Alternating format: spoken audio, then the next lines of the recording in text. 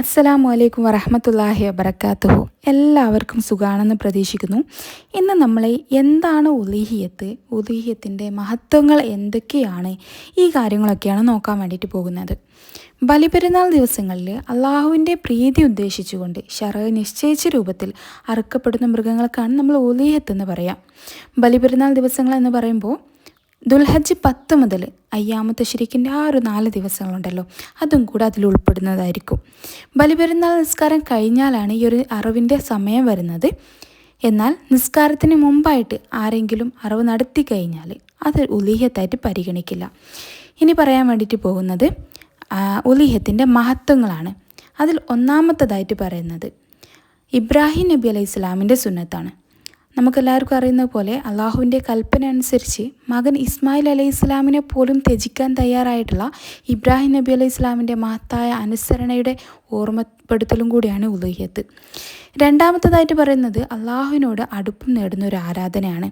ഖുർആനിൽ അള്ളാഹു പറയുന്നുണ്ട്, സൂറത്തുൽ കൗസറിൽ 2-ാമത്തെ വചനം, അതിനാൽ നിൻ്റെ രക്ഷിതാവിന് വേണ്ടി നീ നിസ്കരിക്കുകയും ബലി അർപ്പിക്കുകയും ചെയ്യുക. ഉലൂഹിയത്ത് അള്ളാഹുവിൻ്റെ സന്തോഷം നേടാൻ ചെയ്യുന്ന ഒരു ഇബാദത്ത് കൂടിയാണ്.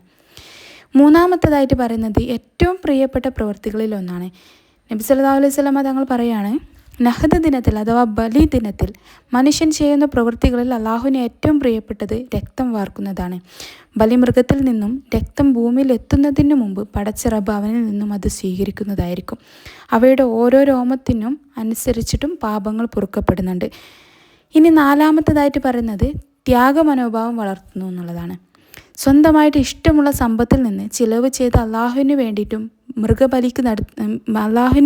മൃഗബലി നടത്തുന്നതിലൂടെ മനസ്സിന് തഖ്വയും സമർപ്പണവും എല്ലാം വളർത്തുന്നുണ്ട്. നാലാമത്തതായിട്ട് പറയുന്നത് ദരിദ്രർക്കുള്ള സഹായം. ഉലൂഹിയത്തിൻ്റെ മാംസം നമ്മൾ കുടുംബക്കാർക്കും അതുപോലെ ബന്ധുക്കൾക്കും ദരിദ്രർക്കും ഇവർക്കെല്ലാം പങ്കിടുന്നതിലൂടെ സമൂഹത്തിൽ സ്നേഹവും സഹകരണവും എല്ലാം വളരുന്നുണ്ട്. ഇനി ആറാമത്തതായിട്ട് പറയുന്നത് തഖ്വയാണ്. ഖുർആനിൽ അള്ളാഹു പറയുന്നുണ്ട്, അവയുടെ മാംസമോ രക്തമോ അള്ളാഹുവിലേക്ക് എത്തുകയില്ല, നിങ്ങളിലെ തഖ്വയാണ് അവനിലേക്ക് എത്തുന്നത്. സൂറത്തുൽ ഹജ്ജിൽ 30-ാമത്തെ വചനമാണ് കേട്ടോ ഇത്.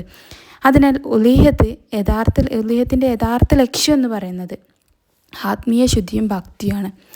ഉലൂഹിയത്ത് നമ്മെ പഠിപ്പിക്കുന്നത് അനുസരണം, ത്യാഗം, നന്ദി, പങ്കിടൽ ഇവയൊക്കെയാണ്. പടച്ച റബ്ബിൻ്റെ കൽപ്പനകൾ അനുസരിക്കാനും നന്മകൾ മനസ്സിലാക്കി പ്രവർത്തിക്കാനും നമുക്കെല്ലാവർക്കും അള്ളാഹു ആരോഗ്യവും ആയുസ്സും നൽകി തൗഫീഖും നൽകിയിട്ട് അനുഗ്രഹിക്കട്ടെ. ആമീൻ ആമീൻ യാ റബ്ബൽ ആലമീൻ. ഈ ഒരു കാര്യങ്ങൾ ഉപകാരപ്പെട്ട് കഴിഞ്ഞാൽ ഒന്ന് സബ്സ്ക്രൈബ് ചെയ്ത് ലൈക്ക് ചെയ്യണേ. അസ്സലാമു അലൈക്കും വറഹ്മത്തുള്ളാഹി.